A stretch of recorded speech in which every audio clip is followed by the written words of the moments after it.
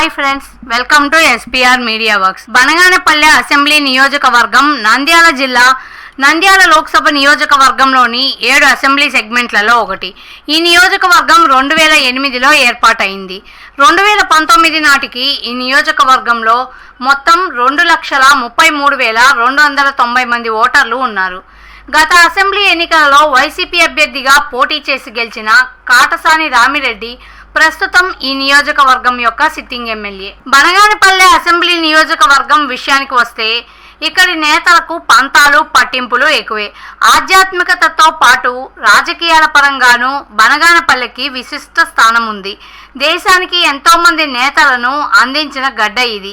ఈ క్రమంలో గత ఎన్నికల ఫలితాలని ఒకసారి విశ్లేషిద్దాం. 2009 ఎన్నికలలో పీఆర్పీ అభ్యర్థి కాటసాని రామిరెడ్డి, కాంగ్రెస్ అభ్యర్థి చల్లా రామకృష్ణారెడ్డి మరియు టీడీపీ అభ్యర్థి ఎర్రబోతుల వెంకటరెడ్డిలపై పోటీ చేసి 13,686 ఓట్ల మెజార్టీతో గెలుపొందారు. 2014 ఎన్నికలలో టీడీపీ అభ్యర్థి బొబ్బల చిన్నోల జనార్దన రెడ్డి, వైసీపీ అభ్యర్థి కాటసాని రామిరెడ్డిపై పోటీ చేసి 17,341 ఓట్ల మెజార్టీతో గెలుపొందారు.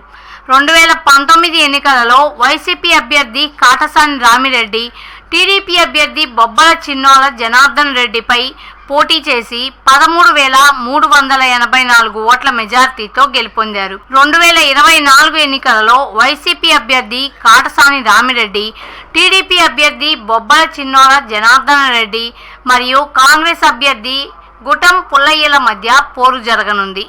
ప్రజాస్వామ్యం వర్ధిల్లాలన్నా, మన జీవితాలు తలరాతలు మారాలన్నా అది కేవలం ఒక్క ఓటుతోనే సాధ్యం. మనం వేసే ఓటు మన భవిష్యత్తును, రాబోయే తరాల మనుగడను నిర్ణయిస్తుంది. అంతేకాదు, మన ఓటుతోనే నవ సమాజం నిర్మితమవుతుంది, ఇంకా దేశ దిశ దశను మారుస్తుంది. ఓటు అనే 2 అక్షరాల పదం దేశ చరిత్రనే మార్చేస్తుంది. కేంద్ర ప్రభుత్వం జనవరి 25ను జాతీయ ఓటర్ల దినోత్సవంగా ప్రకటించింది. కుల, మత, ప్రాంత, లింగ, జాతి, భాష అనే భేదం లేకుండా దేశంలో నివసించే 18 సంవత్సరాలు నిండిన పౌరులు అందరికీ భారత రాజ్యాంగం ఆర్టికల్ 326 ద్వారా ఓటు హక్కును కల్పిస్తుంది. ప్రజాస్వామ్యాన్ని గౌరవించాల్సిన బాధ్యత ప్రతి పౌరుడిపై ఉంది. ప్రజాస్వామ్యానికి ఓటే పునాది. దేశ, రాష్ట్ర భవిష్యత్తును నిర్ణయించేది ఈ ఓటే. అలాంటి ఈ ఓటును డబ్బుకు, మద్యానికి అమ్ముకోకుండా భారత ప్రజాస్వామ్య పరిరక్షణ కోసం ప్రతి ఒక్కరూ